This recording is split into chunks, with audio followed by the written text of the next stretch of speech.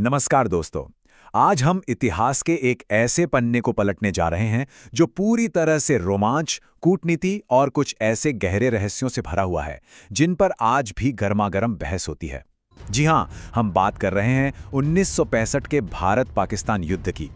ये सिर्फ एक जंग की कहानी नहीं है, ये कहानी है ऊंचे बर्फीले पहाड़ों पर लड़ी गई खूनी लड़ाई की, जो बंद कमरों की कूटनीति तक पहुंचती है और फिर एक ऐसे अनसुलझे रहस्य पर खत्म होती है जिसने उस वक्त पूरी दुनिया को झकझोर कर रख दिया था।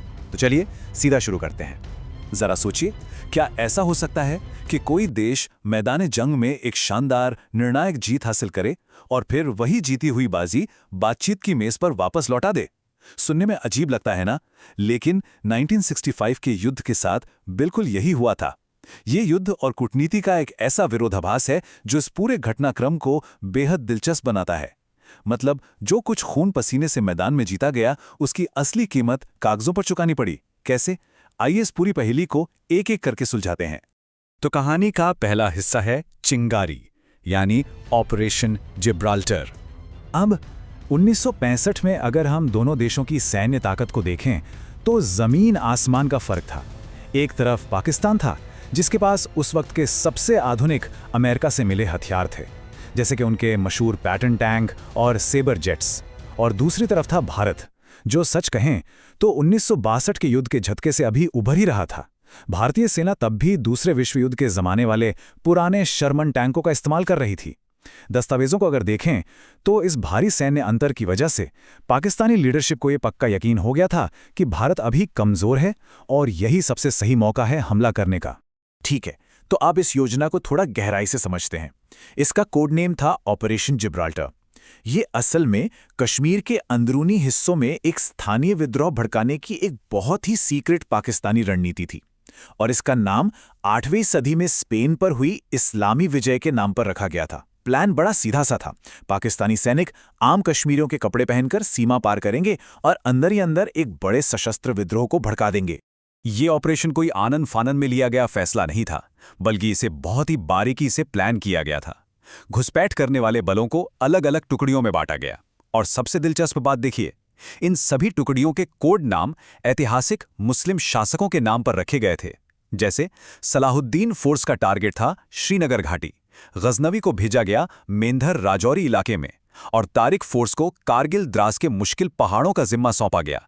कागजों पर देखें तो यह प्लान बिल्कुल अचूक लग रहा था, लेकिन कहते हैं ना, एक छोटी सी चूक पूरी बाजी पलट सकती है।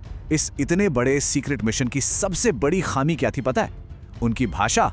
जी हां, उन्होंने कपड़े तो बिल्कुल स्थानीय लोगों जैसे पहने थे, लेकिन ये घुसपैठिए कश्मीरी बोलने के बजाय पंजाबी बोल रहे थे। अब जाहिर सी बात है, वहां के स्थानीय लोगों ने तुरंत इस विदेशी लहजे को पकड़ लिया और बिना एक पल गवाए भारतीय सेना को अलर्ट कर दिया, और बस इसी एक गलती से इस पूरे गुप्त अभियान का पर्दाफाश हो गया। अब हम पहुंचते हैं इस कहानी के सबसे बड़े क्लाइमैक्स पर, हाजी पीर दर्रे की रोमांचक लड़ाई। 8600 ये कोई मामूली नंबर नहीं है। ये है हाजी पीर दर्रे की ऊंचाई, वो भी फीट में। जरा अपने दिमाग में इस तस्वीर को लाइए। इतनी भयानक ऊंचाई, एकदम खड़ी चढ़ाई और ऊपर बैठे दुश्मन के मजबूत बंकर। ये एक ऐसा हमला था जो किसी भी आम इंसान को पूरी तरह से असंभव लगेगा। और इस असंभव काम को मुमकिन कर दिखाया मेजर रंजीत सिंह दयाल और उनके जवानों ने। ये 48 घंटे सच में रोंगटे खड़े कर देने वाले थे। जरा सोचिए, भारी बारिश हो रही है और सैनिकों को एक गहरे नाले में उतरना पड़ रहा है। फिर बिना खाने के हाड़ कंपा देने वाली ठंड में पूरी रात काटनी पड़ी। इसके बाद शुरू होती है 1500 फीट की एकदम सीधी खड़ी चट्टान की चढ़ाई, और इन सब के बाद दिन के उजाले में दर्रे पर सीधा दुस्साहसिक हमला। इस पूरे ऑपरेशन की जो रफ्तार और जो जज्बा था ना, उसने इतिहास के पन्नों में अपनी जगह हमेशा के लिए बना ली। इस लड़ाई के नतीजे बहुत ही साफ थे। 28 अगस्त तक भारतीय सेना ने इस बेहद अहम हाजी पीर दर्रे पर अपना कब्जा जमा लिया था। वहीं दूसरी तरफ पंजाब के मैदानी इलाकों में एक कमाल की रणनीति अपनाई गई। भारतीय सेना ने वहां के खेतों में पानी भर दिया, जिससे हुआ ये कि पाकिस्तान के वो भारी भरकम आधुनिक पैटर्न टैंक उसी कीचड़ और दलदल में फंस कर रह गए और उन्हें आसानी से नष्ट कर दिया गया। जंग का रुख पूरी तरह से भारत की तरफ था। सेना लाहौर के बाहरी इलाकों तक पहुंच चुकी थी, लेकिन इस दौरान दोनों तरफ जानमाल का बहुत भारी नुकसान भी हुआ था, और आखिरकार अंतर्राष्ट्रीय बिरादरी के भारी दबाव के चलते एक युद्ध विराम की घोषणा करनी पड़ी।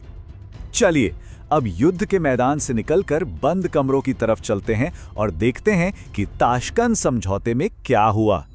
10 जनवरी 1966 ये वो तारीख है जब सोवियत संघ के ताशकंद शहर में इस ऐतिहासिक समझौते पर दस्तखत किए गए। असल में उस वक्त अमेरिका और सोवियत संघ दोनों ही सुपर पावर्स की तरफ से बहुत भारी अंतर्राष्ट्रीय दबाव था और इसी दबाव ने दोनों देशों के नेताओं को सोवियत संघ में बातचीत की मेज पर बैठने के लिए मजबूर कर दिया था। पूरी दुनिया बस किसी भी तरह इस जंग को रोकना चाहती थी। अब इस समझौते के क्लॉज 2 यानी खंड 2 पर जरा गौर कीजिएगा। ये साफ साफ कहता है कि सभी सैनिकों को 5 अगस्त 1965 से पहले वाली जगहों पर वापस लौटना होगा। इसका सीधा सा मतलब ये था कि भारतीय सेना को वो हाजीपीर दर्रा वापस छोड़ना पड़ेगा जिसे उन्होंने इतनी मुश्किलों और अपने जवानों की शहादत देकर जीता था। सोचिए, कूटनीति की मेज पर किए गए एक हस्ताक्षर ने मैदान में जीते गए पूरे नक्शे को वापस वहीं लाकर खड़ा कर दिया। इसीलिए ये कहावत यहां बिल्कुल सटीक बैठती है कि युद्ध केवल युद्ध के मैदानों में नहीं जीते जाते, बल्कि वे वार्ता की मेजों पर समाप्त होते हैं। ये इस युद्ध का सबसे कड़वा सच था। एक शानदार सैन्य जीत को बड़ी कूटनीति और वैश्विक समझौते के आगे झुकना पड़ा। लेकिन रुकिए, इस कहानी का सबसे चौंकाने वाला हिस्सा तो अब शुरू होता है। एक ऐसा ऐतिहासिक रहस्य जो आज तक अनसुलझा है। ताशकंद समझौते पर हस्ताक्षर हुए अभी मुश्किल से कुछ ही घंटे बीते थे कि 11 जनवरी 1966 की रात 1:32 पर एक दिल दहला देने वाली खबर आती है। भारत के तत्कालीन प्रधानमंत्री लाल बहादुर शास्त्री जी का अचानक निधन हो गया। आधिकारिक तौर पर पूरी दुनिया को बताया गया कि उन्हें दिल का दौरा पड़ा था। लेकिन इतनी बड़ी जीत, इतना बड़ा समझौता और उसके तुरंत बाद राष्ट्राध्यक्ष की इस तरह अचानक हुई मौत ने ऐसे सवालों को जन्म दिया जिन पर आज भी बहस होती है। अब आप खुद ही सोचिए, कुछ बातें कितनी अजीब थीं। सबसे पहली और हैरान करने वाली बात, विदेश में एक प्रधानमंत्री की मौत होती है, लेकिन कभी भी कोई आधिकारिक पोस्टमार्टम नहीं किया गया। दूसरा, जिस कमरे में वो ठहरे थे वहां इमरजेंसी रूम की 3 फोन लाइनें कटी हुई मिली।